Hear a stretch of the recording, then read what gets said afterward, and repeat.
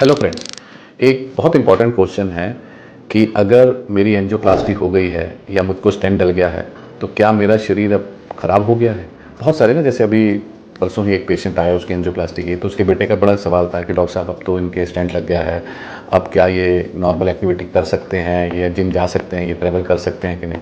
देखिए, सबसे इंपॉर्टेंट चीज़ है स्टेंट जो है हमारी जो ब्लॉकेज, जो क्रिटिकल ब्लॉकेज आई थी उसे ठीक करता है, यानी कि बीमारी को ठीक करता है, आपको जैसे कहते हैं ना बेटर कर देता है। तो जो आपको दिक्कत हो रही है वो नहीं हो सकती, अब आप जो है बिल्कुल अपनी नॉर्मल एक्टिविटीज़ कर सकते हैं। तो ये सबसे इंपॉर्टेंट चीज़ है कि स्टेंट के बाद हमें मेडिसिन लेना सबसे ज़्यादा ज़रूरी है, कि हमें अपने जो डॉक्टर ने ब्लड थिनर प्रिस्क्राइब कर रखे हैं उन्हें टाइम से लेना है, क्योंकि अगर हम मेडिसिन को बंद कर देते हैं स्टेंट के बाद इमीडिएटली, तो स्टेंट ब्लॉक यानी कि स्टेंट में क्लॉट बन जाता है जो इमीडिएटली हार्ट अटैक कर सकता है। तो सबसे इंपॉर्टेंट पहली चीज़ क्या है कि हमें स्टेंट लगने के बाद दवाइयाँ बंद नहीं करनी चाहिए।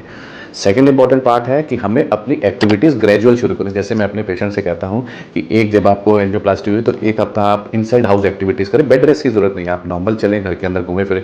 नेक्स्ट वीक से आप 500 मीटर की वॉक अपना शुरू कर दें, जो हर वीक 500 मीटर बढ़ाते रहें, ताकि विद इन 1 मंथ आप 1 से 2 किलोमीटर की वॉक पे ग्रेजुअल आ जाएं।